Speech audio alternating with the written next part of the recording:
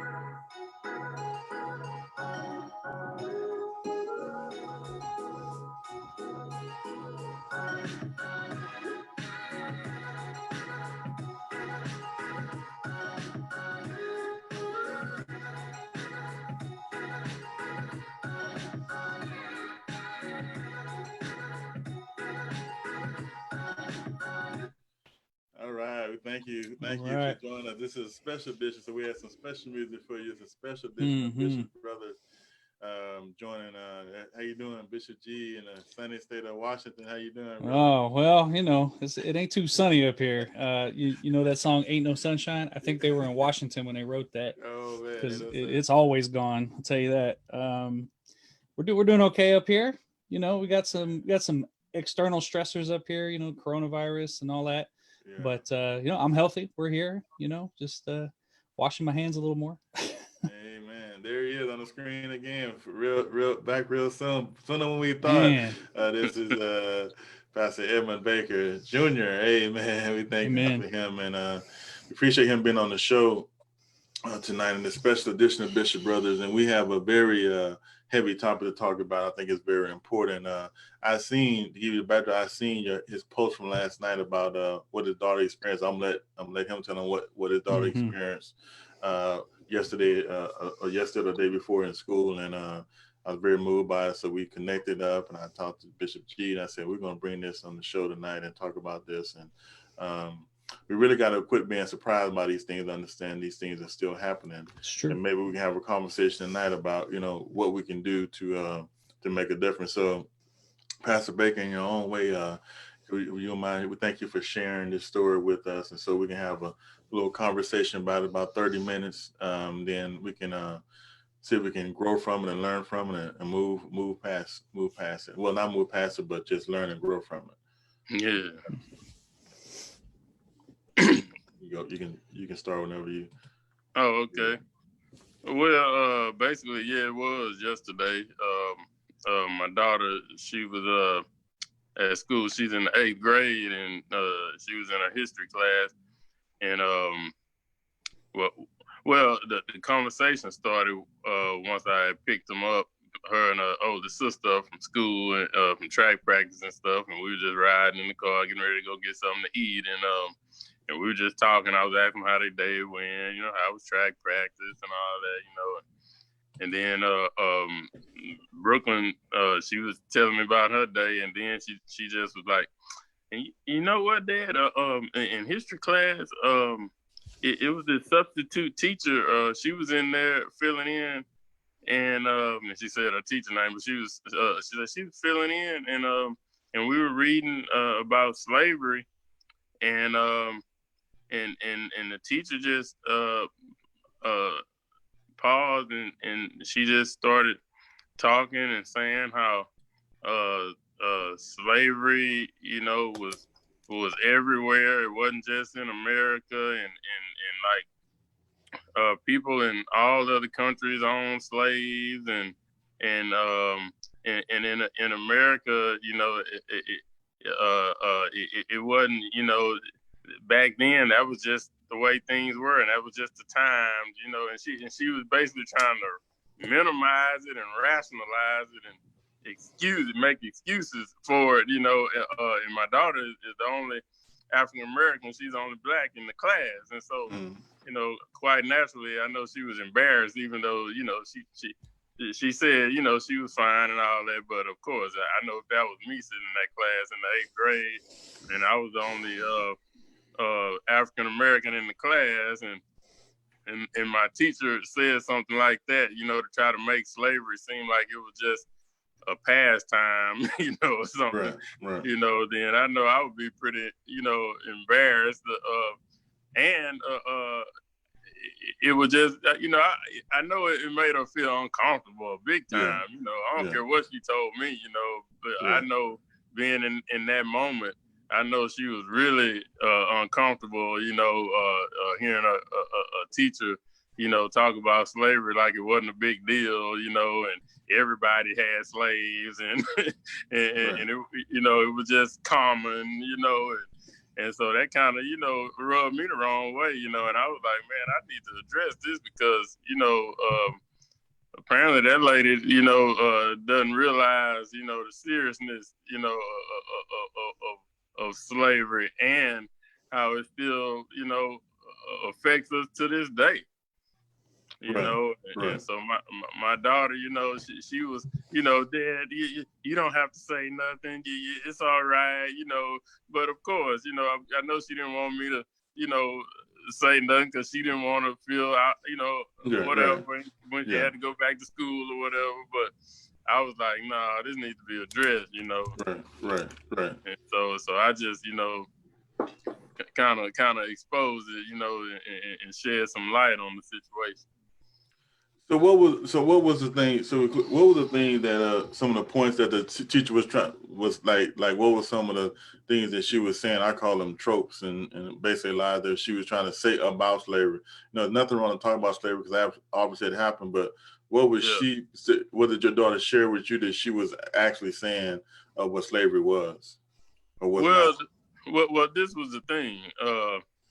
Number one, I don't even approve of, you know, of course it's not in my hands, but I don't even approve of them teaching slavery in the history books if they're not going to talk about everything, you know. And so basically when they reading it, it sounds just like a little cute little story, you know. And so just reading it out of the book, you know, to me, it's just, you know, it just takes it out of context as far as the reality of slavery. But my daughter was saying that the teacher even, you know, took it to another level when she started trying to just like basically make it like it was a universal thing, and that's the way it was at the time, and she made it almost the way my daughter was talking. She made it almost like, you know, she was trying to make the white kids feel more comfortable than my daughter, you know. And that was the thing, you know, just being real, you know. It's like basically she was trying to comfort the white kids because as they was reading it about slavery and stuff, I mean, I just know that's not even a comfortable subject to even read about, especially when you have a mixed group of kids, you know, students. But in this situation, it wasn't mixed. It was just my daughter was the only, you know, African American in the class. And so she was basically, you know, making it sound like it was just, that was just normal. That was just the way it was. And you know, almost sound like they volunteered to be slaves, you know, or something. You know, it was just, you know, the way she was talking, it was like she was just really just minimizing it and trying to make it a blanket thing, you know, like, you know, because I was telling her too, like, even if, I mean, that's not true, that's incorrect, you know, but even if it was slaves in every other country, that still doesn't diminish right. What happened here in America, and so basically that was the thing. She was really just trying to be an apologist, for slavery. Right, yeah. So the students wouldn't feel so awkward, when they was reading about it. Mm-hmm. That's what I gathered from. So you contact administration, and what was that process like? Well, basically, Did you? I had you. I don't want to put words in. But basically, what had happened was, we was following up, because I was gonna like call a meeting or something, with administration or in that teacher, to let them know, that was unacceptable, and as far as her just sharing her own opinions and her own viewpoints, in class, and going off script and leaving the textbook and start just saying stuff from her own mind. Mm-hmm. But we was told that she it was only just that one day, she was just there yesterday, and so she wasn't there anymore, so basically it was like, she gone now, so the problem solved, Mm-hmm. That's kind of how they were trying to make it, sound like, well, she not there, she was only there for one day, so she's not there, anymore, Mm-hmm. and so basically, just the same old, that was to be expected, that they was trying to make it, excuse it, like, find any kind of way to just, kind of squash it. And so that was basically the excuse, she was just there yesterday, so she's not there anymore. And they weren't aware, that she was going to say nothing like that, or just, just basically the same old, just making excuses, not trying to apologize, not trying to, fix it, not trying to get to the bottom of it, just basically finding any kind of excuse to just go ahead and sweep it under the rug, Yeah. Wow. So, so Bishop G, you have anything? And I got some things, but I'm gonna let you. I got a lot. So I'm just trying to digest what I just heard. Okay. A couple things come to mind. Number one, when a person is put in a position of authority, like a teacher, or let's say in my case, a pastor. Let's say Bishop Williams asks Bishop John to come speak at his church. And I'm up there and I say, Jesus is not God. And I guarantee I've preached in Bishop Williams' church. I know that would not be met well. And afterwards, they come up to Bishop Williams and they're like, hey, he's preaching heresy on the pulpit. Do you think it would be okay if Bishop Aaron Williams told his congregation, well, I mean, he's only going to be up there that one time, so it's not that big of a deal? My problem is it is that big of a deal, because silence is compliance. If Bishop Aaron Williams does not speak out against my heresy that I was willing to do on his pulpit, Bishop Williams is just as guilty as I am of heresy. Yeah. So my issue with my issue with the school's response is you can do one of two things. You can either say it was wrong, or you can say it's not wrong. Apathy is one of the most destructive attitudes on this planet. The attitude of, well, it was just this one time, we're going to sweep it under the rug and we're pretend like it didn't happen. That has probably caused more strife, more death, more destruction than actually hating somebody. So that's the first thing. Secondly, since Oh man, everyone's had them. I don't know how many times I've heard this. Everyone's had them. Well, two things. Number one, I am an American. I'm not an Italian. I'm not an Israelite. I'm not an Egyptian. I don't care what they had or what they didn't have. I am an American that lives in this country, and we have a history.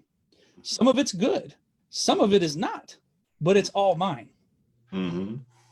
I don't care what happened in Egypt. I don't care what happened.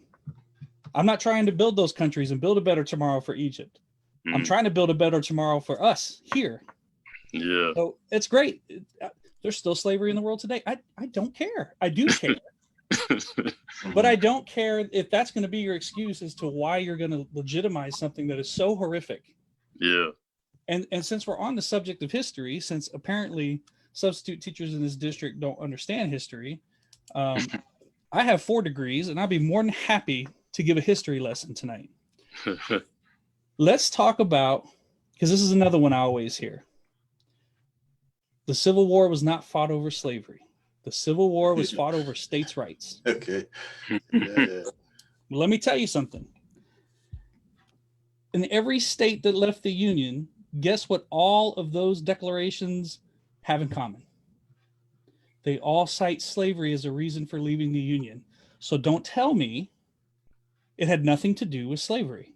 Mm. I'll agree with you that it had to do with states' rights. It had to do with the states' rights to own humans. That's John now.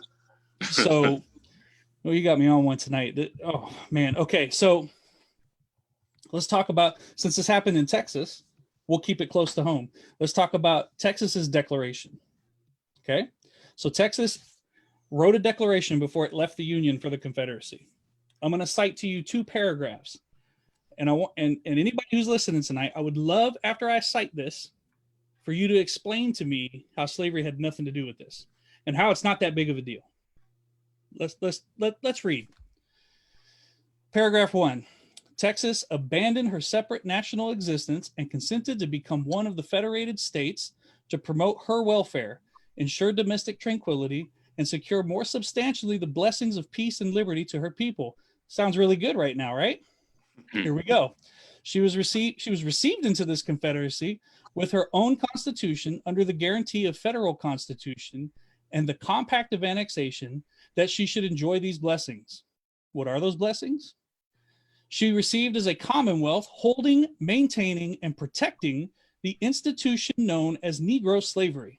Wow. The servitude of African to the white race within her limits, a relation that had existed from the first settlement of her wilderness by the white race, and which her people intended should exist in all future time. Her institutions and geographical position established the strongest ties between her and other slave-holding states of the Confederacy. You know what I find really interesting about that whole thing? The term states' rights isn't in there at all. Wow. No. It gets worse.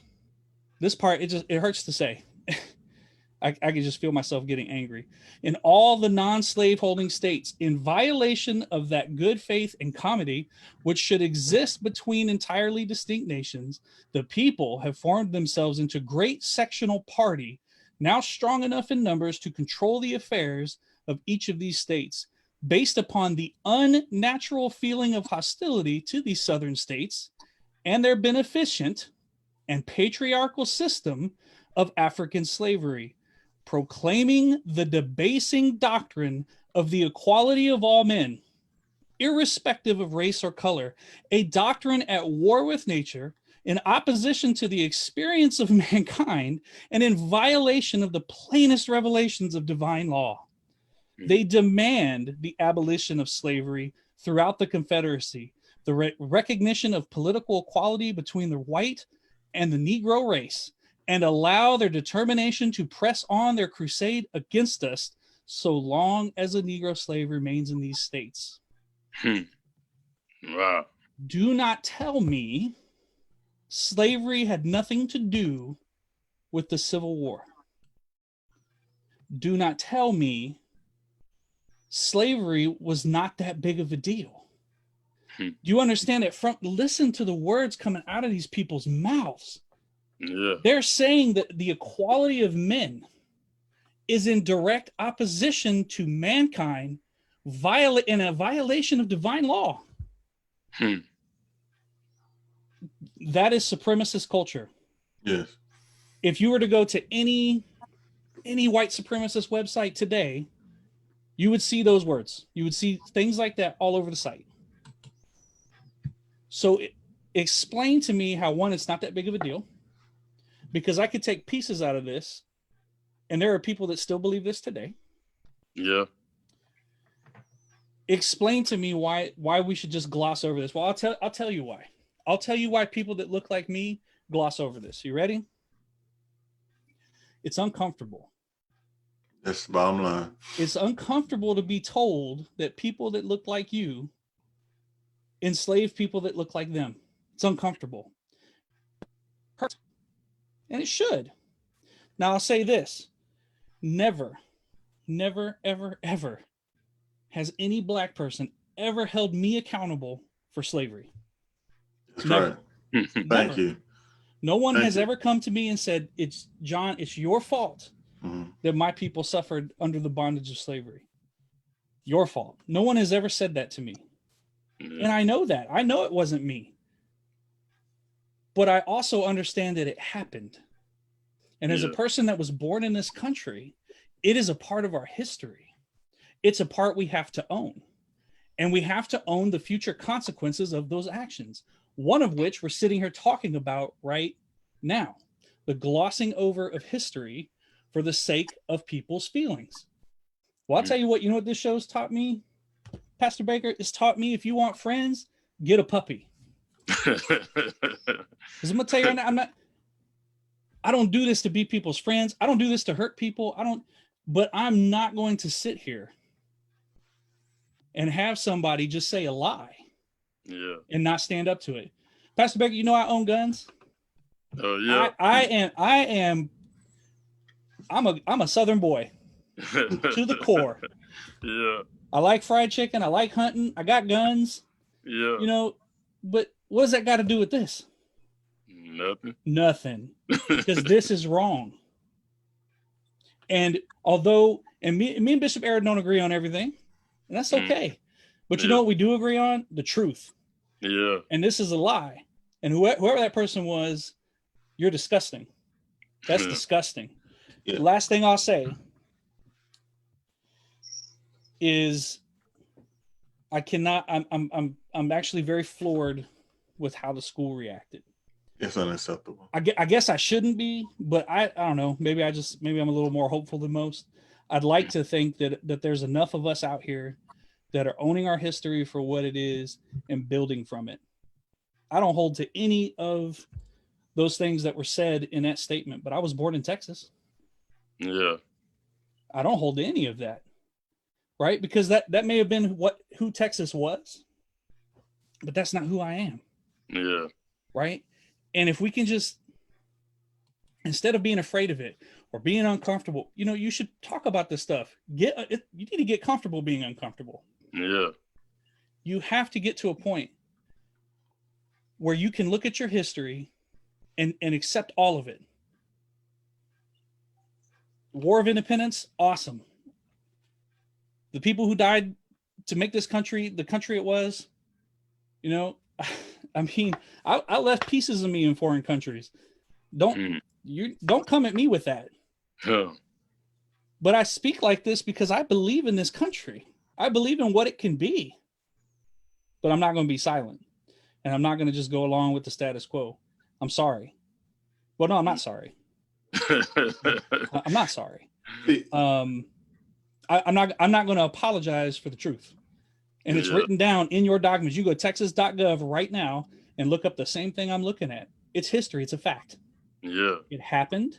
Let's own it for what it is and not move by it, but learn from it. There's so much we can learn from how horrible that document is. But instead, we want to just, it wasn't that big of a deal. It didn't really happen. It's just like, daddy only hits me occasionally. I mean, he's not abusive, but he just slaps me around a little bit. Abuser's an abuser. Own it. Yeah. So I'm gonna stop while I'm ahead. And also she tried to make it like, you know, it was just a job, but it was just, you know, it's not slavery, you know, it was just you know, it was just, she just watered it down. That was the bottom line. Let me give you an analogy that I always try to tie with this, that will never happen in this country without consequences. It will never happen, no matter how I've seen it, I've watched it, I've watched this thing. Number one, the problem is, and this is what I love, this is why I really push for tonight, Pastor Baker, because I know you're busy and things like that, and I thank you for your time. But this is the problem right here. The problem right here, you said something, I watched a video, I watched a couple of times because I was listening to what you said. You said white people don't say nothing. But see, that's the problem. Mm-hmm. White people don't say nothing. See, the problem is that we can't do what we're doing right now. Two black men is on this program with a white man who is not defending black man or upon a black man because they're black, because he's got a black friends. Yeah. Defending the truth. The problem is we can't do that.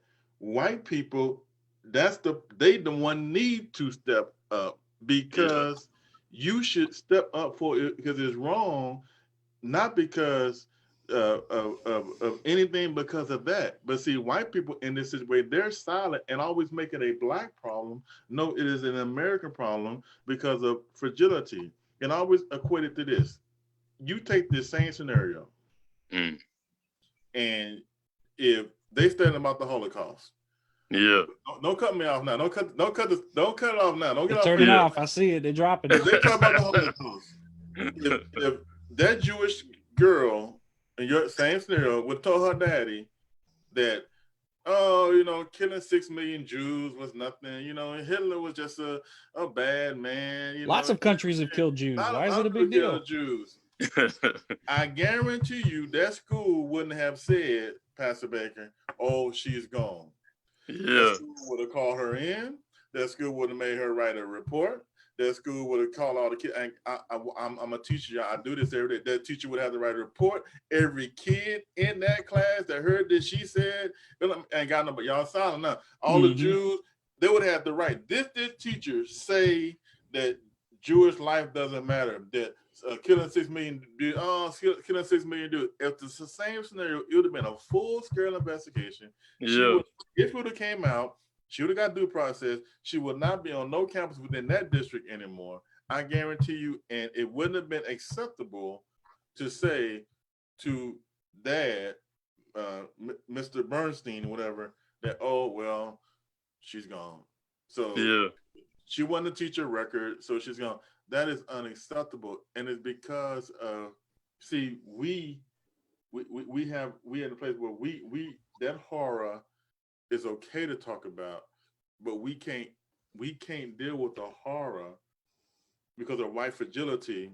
You can't get white John G's and Mrs. G's in the class and to talk about it, because they don't want to talk about they don't want to talk about how we're tied together, how ugly our history is, and how bad we are. And so, well, the white people, y'all need to, no, the white people don't want to step up, because this is our history. You know it's wrong. You know slavery was wrong, but we don't want to deal with it because everybody's uncomfortable. Nobody wants to talk about it. Nobody wants to deal with it because nobody wants to understand that, you know why we can't talk about it? And here's the theological, because we never dealt with it.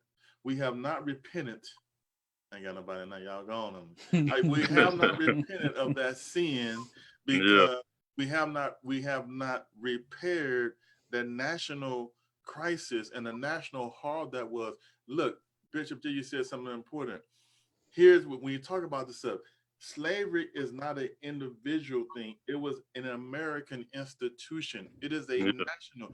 The reparation argument, if you will, is not an individual thing. It is saying the government of the United States of America, these people built this country through rape, terror, horror, and all kind of pain, and you did not pay for the wealth that you gained from that. It is robbery, it's thievery, it is man stealing, And so, but see, that makes people feel uncomfortable because they just want to get past it. So now what she done, I can tell you as a teacher too, let me get another perspective that you might understand. She is doing what she's taught to do. Gloss over this stuff. Yeah. Don't get controversial. Keep the Yeah. kids calm. She see what the school district will not tell you. She's doing that. That's why I don't want. She's doing what they tell her teacher. Just, hey, you know what? Don't get in no controversial. Just yeah, it was bad. And just gloss over it. Just pass it along and move on. Oh, these people had slaves, and because we've never y'all in the controversy. They want to take it out of the history books totally. Yeah. So no, the issue is we don't want to deal with the most important part of our history, and that's white supremacy, and dealing with the one fundamental thing that will finally say we're not a white supremacist nation, not voting. If you give reparation and repair that national debt, I mean, look what John the Baptist. People got a nerve to call me out. I've been called out this week by voting. Look at the words of John the Baptist. You vipers and snakes. Yeah. I'm nice. I'm shy. I'm not a John the Baptist. I ain't calling about no vipers and snakes. Y'all read it. You vipers and snakes, repent, for the kingdom of heaven is at hand. And that's why they beheaded him. But I'm getting caught up because I'm not. It's like until and guess what? They didn't want to deal with it, and so they took him out. And so we live still in the 21st century that black men and white men and black women can't come together and have this uncomfortable conversation. Yeah. Own the conversation. See, it shouldn't be just a bunch of black people in the room. It should be a bunch of white people in the room too, because we're both tied with this history, but because we're uncomfortable and we don't want to talk about that because we refuse to repair that. If that is the cornerstone of white supremacy, because white supremacy knows this. If they ever gave reparation for it, then they're saying your institution was a lie. It was wrong. Yeah. It was wrong. It was against mankind. And to the point, even Lincoln himself in his second inaugural address said, we know that the cause of war was slavery. Period. Yeah. He said both read from the same Bible. Both are invoking prayers from the same God. But somebody's right and somebody's wrong. And so I think this conversation needs to be had, and to show people that, who is white is going to stand up with you in the community. Yeah. See, what white person who claims to be, they'll go to voting booth, they'll go and vote with you. Oh, I ain't got nobody now. They'll talk to Pastor Baker when it's time to vote. But now, call your white friends and say, are y'all going to stand with my daughter? My daughter was uncomfortable. She got put in a bad position. The district's telling me no, that's not the right answer. See where they at now. See, that's who needs to stand up. Those are the people who need to speak up, because the funny thing about blacks, we're always there carrying other people's weight. Yeah. But who is black? Who is white that's going to support you in the community? Yeah. Not just, hey, I'm sorry to happen to your daughter. No, who's going to speak up in the community? Yeah. And once we do that, once we quit making things, I think Bishop G said best when Johnson gave his "We Shall Overcome" speech the week after Selma with the Blood Selma. He said it's not a Southern problem or a Northern problem, or it's an American problem. Mm-hmm. This is we shall overcome. I mean, we should be past this, and we need to quit being surprised, and we need to quit being shocked that this thing is happening, because these teachers are taught, indoctrinated, stay away from this subject. Mm-hmm. Don't get in the weeds in this subject. Gloss over it. She went too far because she was trying to really get past it, but that's how I can tell you, that's how they're taught to teach it. They're not taught to teach it in depth. They're not taught about the horror of rape and buck breaking, and see, they don't. We ain't talking about that. It was just a bad little thing. No, because then we got to own up to our ugliness, and so I want to know. I want to follow what you say, because I know that you're a man that's not going to know who's going to stand with you in the community, because I know that Bishop John G. would never stand with me in any wrong that I do. But I know if I'm right and the truth is with my side, I know that man would be right by my side. Well, and his understanding is not. And see, that's the thing about another thing too. And I'll let you finish out. See, it's not about Bishop G understanding about being black. Yeah, I don't. You're a human being. Yeah. I don't understand about being white, but I know what a human being feels like. Yeah, see, that's our problem. This eliminates our humanity. Yeah, you know what it's like to be a human being, and so the problem with us is we're black and white before we're human, and that's our great problem. And I'll let you close with your final thoughts and how you're going to move forward with this situation. I hope you don't drop it, and I hope that you I believe you are that you make this. I wouldn't hope you don't accept that. Oh, she's gone. No, because that doesn't mean anything to me. Because what is y'all's the mandate of how you teach this subject? Because it's important, Well, I already have a reputation down here, being the one always rocking the boat, going against the grain, and stirring up, stuff, But I mean, all I try to do is just, basically, man. I mean, I'm all about justice and doing what's right, and whenever, people, well, I'm like a social justice advocate. It's like I can't just sit there and watch wrong being done and not say anything or do anything about it. And that's kind of like a handicap of mine, because I stick my neck out on the limb for other people and they don't do the same thing for me.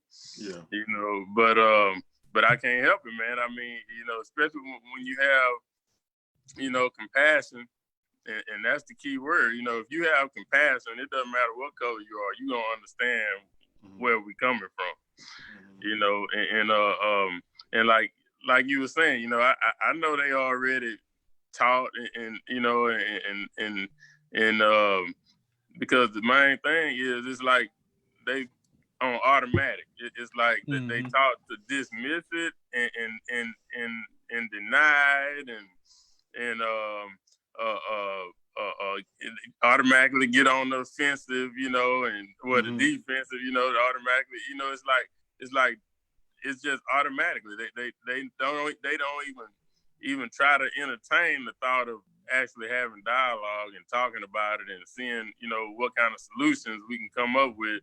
They just automatically, defend, get on the defense and try to downplay it and try to rationalize it and try to deflect from it and change the subject or whatever. It's like it's just they're just so afraid, they're so scared to actually own up to I mean, like Bishop G said, I mean, nobody's accusing him of slavery, so That's it's right. like, why do they get so they get so petrified, when you start trying to talk about the subjects, and how it makes you feel. It's like, yeah, they're fragile, but it's like they don't care about other people's feelings. Right. And that's the thing about it. Okay, we're supposed to be so understanding of you, about you, but you don't. It's like you don't even care about us. So it's like, it's always one-sided, because it's like if you don't walk on eggshells, when you're talking to them about it, and you got to be real careful, and you got, what I mean? It shouldn't be like that, and like Bishop G, because I was gonna share this, so I want you to tell people, as far as you were saying you left pieces, of yourself, in different places, man, because I know everybody don't know about your background, so I just wanted you to share, let everybody know, as far as what you do. And yeah, well, I appreciate that. Yeah, I'm an active duty Navy sailor. Bishop Williams is a retired Navy sailor. We're both chiefs. I've spent 9 years of my life underwater. I've served in multiple different countries and done a lot of things. Because I love this country. I believe in what this country can be. I know what it's capable of. I see it every day in my sailors, black, white, don't matter. It doesn't matter. I tell you, when you're 600 feet underwater and the water's coming in, water is not racist. It'll kill you.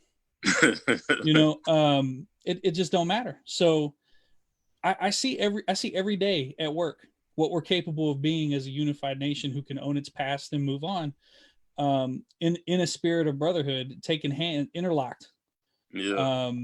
But until we're ready to do that, I mean, I see it in pockets.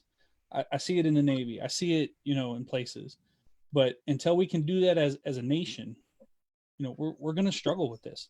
And I'm proud that you are not going to take no for an answer, or that we're going to whitewash it and pretend it didn't happen. Because I'll tell you this, and see this, and this is the danger of a supremacist culture.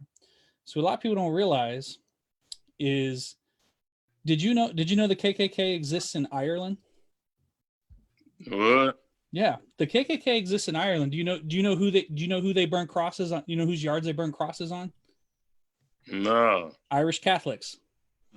See, this is the problem with supremacy, is that it spreads, and when it runs out of people that look like you, it's coming for people like me.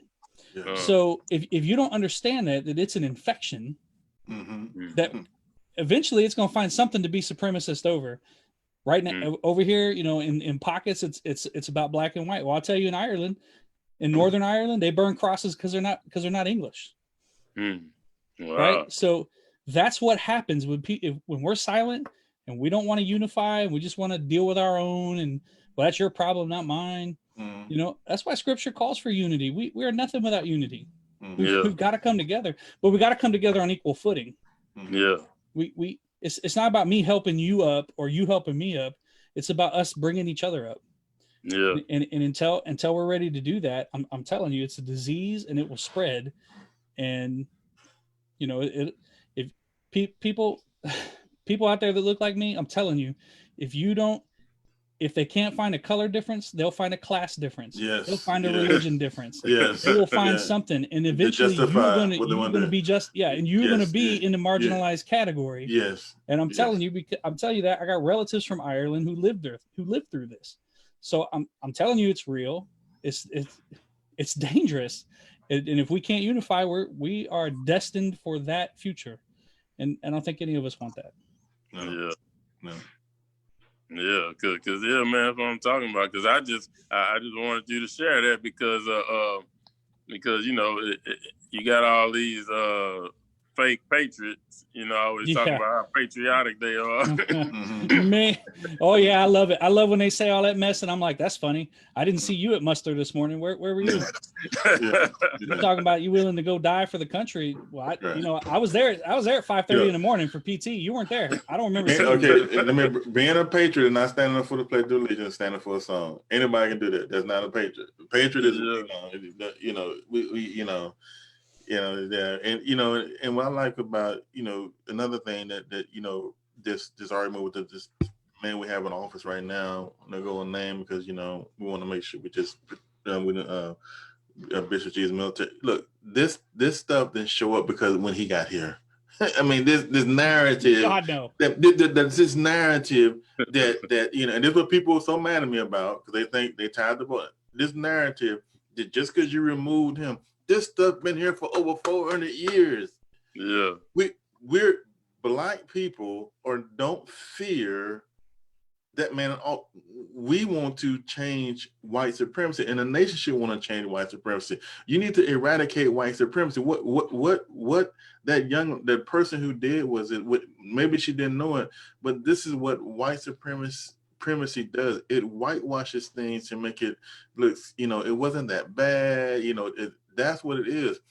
This man in office did not bring this. This was here before he ever, hundreds of years before he should. And you take him out today, you're still not removing or eradicating that issue. Why don't people understand that? But the thing is, we like symbolism and optics. He's the crass and it looks bad, but a little poison is poison. A little racism is racism. Caffeinated racism is the same as decaffeinated racism.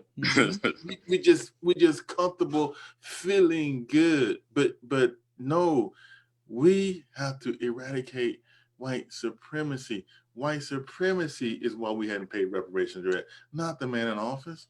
White supremacy is what white supremacy don't want to recognize these things. White supremacy is trying to erase slavery from the textbook. White supremacy will not read what Bishop G read earlier because they don't want to. They want to have all these other things. Why the Civil War? White supremacy will read will put before your face the Declaration of Independence, but white supremacy will not tell you about share with you Jefferson's notes from the state of Virginia. If you read his notes from the state of Virginia, he talks about blacks and he talks about justifying to the French why they're doing this to the black race. But you don't hear about you hear about the Declaration. I go back with tonight. Teenage host say, you know what? If Jefferson matters, so does Sally Hemings. If they didn't matter, so does Black Wall Street. It all has to matter. And so if the slaveholders, the descendants of slaveholders and the descendants of slaves have to come back together and understand that, you know what, none of us were slaves and none of us were slaveholders, but we have to make sure our history is tied together. There's nothing we can do about it. And we have to talk about it together, black and white. Talk about it together. We just can't talk when it's time to vote and when you want something from people. You got to talk about these ugly issues too. And so and it's not about like was mentioned earlier about it, it's not being an individual thing, because I hear all the time, when people talk about like white people, when they say they're not racist, and they don't have to be racist, and you try to tell them that it's woven into the system, it's systemic. Yeah, it's woven into the system. When you say white supremacy, we're not talking about Bishop J. Yeah, white supremacy is just a system that was created by the white race. Of that, if you look at the definition of it, it's just believing that your whiteness simply makes you supreme. Yeah. Let me tell you something, and I know this is the end of it. They're gonna cut us off now. It's some white supremacists. It's some white supremacists that are darker than me and you, Bishop. And it is some non-white supremacists that are lighter than Bishop G. I mean, white supremacy is here. It's a mindset. It's not a skin color. You can be white supremacy with black face. Yep. And that's what I tell them. When I encounter those kind, I say they white supremacists in a black body, because it's hard. That's what helped white supremacy thrive, because they've always been able to hide behind people like that. Like because like how can they be racist? They black too, how can they be white supremacists? They not white, and so it like you said, it's all psychological. It's all about the brainwashing and the mind conditioning, and the social engineering and all this, but very few people study that stuff or learn about that stuff or know about that stuff, so it's just like the majority of the people just sheep, just moving herds, just herd people, herd mentality, and I thank God for you, and I want to say this to you. I know your daughter might, kid, they want to move past and things like that, but I thank God for you, because we use the word trauma all the time, and we as a people, we're a traumatized people. We talk about trauma in a lot of different areas, but where we miss, and Bishop Deacon, I know he can speak to this because he does therapy and things like that, but we forget about the trauma of the mind. Yeah. Because of your action, and we can't take this lightly, silent trauma is the worst. Yeah. Because that might have bothered her, and she said, okay, I'm not going to because I know dad is acting, get out. They don't want this attention because they got to go to school and things like that. Yeah. But we thank God that you addressed it and going to address it, because we have to understand that trauma can happen to people silently and without knowing, because people are afraid to speak out. And we don't want your daughter to get traumatized about who she is and the lineage that she come from. And we don't understand lineage neither, because it's not about, you know, DNA and melanin. It's about a lineage. And so her lineage that she's come from was enslaved in this country. That's just a fact. And we don't want her to be traumatized when she becomes shattered, because that's why it used to be. You know, when, you remember when Roots came out, you know, it was a whole different dynamic. You know, it was fights in school about things like that because people were upset. And now I'm proud of that lineage, because I know that they survived through things that most people, historians have said that, you know, they don't see how our lineage survived. And so we're glad that you took care that she won't get any effective mind trauma. Things that we can't say about that, because, you know, we're adults. Still developing and things like that, and we can't pass that lightly. And I even said that too. I said about how, you know, they talk about all these, you know, teen suicides and stuff like that, and you know, a lot of that is from, you know, the young people holding stuff in, you know, and don't feel like they have an outlet or nobody to share with or talk to about it, because, you know, nothing gonna happen, you know, and how can I tell, you know, the principal, all they gonna do is jump on the teacher's side, or I don't want to, like you said, I don't want to tell my daddy because he gonna go off on him, and I don't want to be embarrassed going back to school after he done came and exposed the situation, you know. And so you know, because it's so many, is, you know, the teachers, you know, and some of the teachers and some of the I was saying that too, you know, some of the coaches and some of the principals, you know, it's like they can say and do anything. They can come to school with bad attitudes and take it out on the kids. They can do all of that, but the kids supposed to just sit there and be quiet. Don't never say nothing. Don't never speak, you know, what's on their mind, what's in their heart. They can't, you know, it's like anytime they try to address an issue, a lot of the teachers, you know, don't even take them seriously, you know, and they talk, like I said, about the student, they talk about the teen suicide. They just had some kind of teen thing, suicide awareness thing at that school just recently, and if the kid.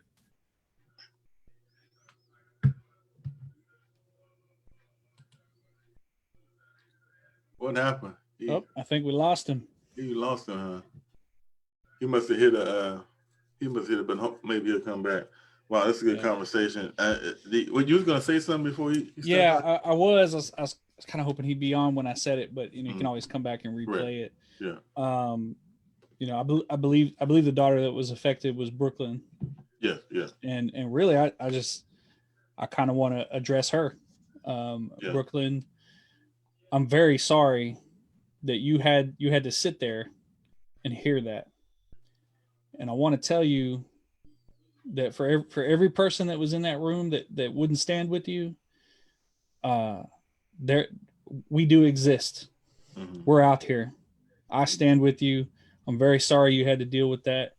I know you're strong. I know on the outside it probably, you know, you're tough and it don't affect you and you want people to think that. Hey, he's back. All right. Yeah. Okay. Hey, man. So I'll talking about. Keep on. Yeah, I'll repeat what I said because I really wanted you to be on to hear it. I believe it was Brooklyn that was affected by this. Yeah. So I kind of wanted to just address her directly, and I was just saying, you know, Brooklyn, I'm very sorry that you had to sit there and hear this mess, and I'm very sorry you had to hear trash. It's a lie. Slavery is a huge deal. It affects all of us, regardless of color. It affects every American, and to act like it doesn't is wrong. And I'm sorry that we still have a system that allows for things like that. But I am here to let you know that there are people that look like me, that love you, that care about you, that are standing with you. And if I have, I know I'm not alone, but if I have to do it alone, I'm not here to make friends. I'm here to make Christ. You know, I'm here to do what I'm called to do. And what I'm called to do is speak the truth and stand up for people who don't have a voice. So I'm really sorry that happened. And I know you may be thinking, you know, you got to put on a tough face, and you got to put on the tough face at school. You know, it's okay to talk about it. It's okay to cry. And it's not okay that you have a school that just wants to pretend like this didn't happen. I'm disappointed. I'm disgusted. But I'm very proud of you. So, and I'm proud of you, Pastor Baker, for having the courage, because this isn't easy. It's not easy for anyone, regardless of color, to come out here and stand up for something like this. So definitely blessings on you and your family. And, you know, I live all the way in Seattle, and I can't really travel right now because I got coronavirus all around me. But know that you do have support up here in Seattle. We love you guys. Yeah, man, back at you, and appreciate that. And I'm definitely let my daughter view this video. And also, man, I was just wanting to reiterate what I was saying, because I was talking about how they were talking about the teen suicide, and they just had a rally or some kind of thing about teen suicides, and I'm like, you know, it's all fluff, you know, because when the students really do have issues and try to come to the teachers and try to come to the principals and try to come to the counselors or anybody, it's like they don't take them seriously. And then when they, you know, they're like reactive, they're not proactive. You know, they want to have a teen suicide rally after all the teens can kill themselves. You know, they don't want to prevent this. They don't want to be proactive and actually listen to the kids and see, you know, what's really bothering them. You know, like you were saying about my daughter, you know, of course she doesn't want to look vulnerable or weak, or of course she's going to act like it's no big deal, you know, because that's just, you know, what's natural and what's normal to do. But, you know, like y'all were saying, you know, what's going on internally, you know, or what's going on psychologically. You know, for her to have to prepare herself mentally to go to school to deal with stupid stuff like this, you know, in 8th grade. You know, it's ridiculous. It doesn't even make any sense, you know, that she has to try to be the tough one. Yeah. And, you know, and so as Bishop, we're with her. Bishop Brother stands. He went away again. Yeah. Bishop Brother stands with him, and we thank God for his time, and we thank God for this show, because it's our first live, and it was a good one. I think it was very important that we established the fact that, you know, we're for the least among us, and, you know, Jesus said himself, "Suffer not the children to come unto me." We cannot ever be. There you are. I'm back again, man. Yeah, there you go. You're gone again. Oh, you must be hitting some button or something. Yeah. Might be time to go take a nap. Yeah, we always got to stand for the children. You know, That's we right. got to protect the children. It's our duty to protect the children. So when he come back, I'm gonna close this out, because I know this is oh my goodness, the devil is alive, man. And now I'm getting phone calls, cutting me off. Okay, we're gonna close it out, but we, you know, Bishop Brother, we stand with you, and we thank you for the opportunity, and we're gonna put this video on our YouTube page, our Bishop Brothers page, and we thank you again for coming. We thank Brooklyn, and we support her and praying for her and your family. But, you know, we're gonna follow through to make sure I don't think that's just not an acceptable answer. You know, she's gone. No, what's going on around here? Yeah, and it's not even the first, you know, instance, you know, but this is the first one where it was something like this that needed to be addressed, you know. You're right. And my other daughter, Passion, too, you know, she came through that same school. I had to be up there several times dealing with discrimination and stuff, like insensitive stuff with her too. So. Yep. All right.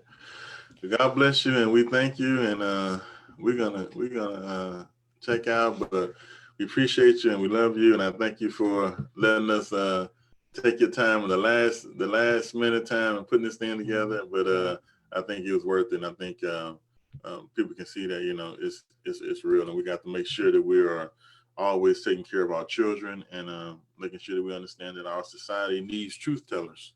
Mm-hmm. We're going to stand for justice when it's not possible. So God bless you, sir. Right. Yeah, thank you, and love both of y'all. Much love. Love you too, brother. All right. Then we're gonna listen to some little Baptist God's grace going on. Baptist music. All right. God bless you.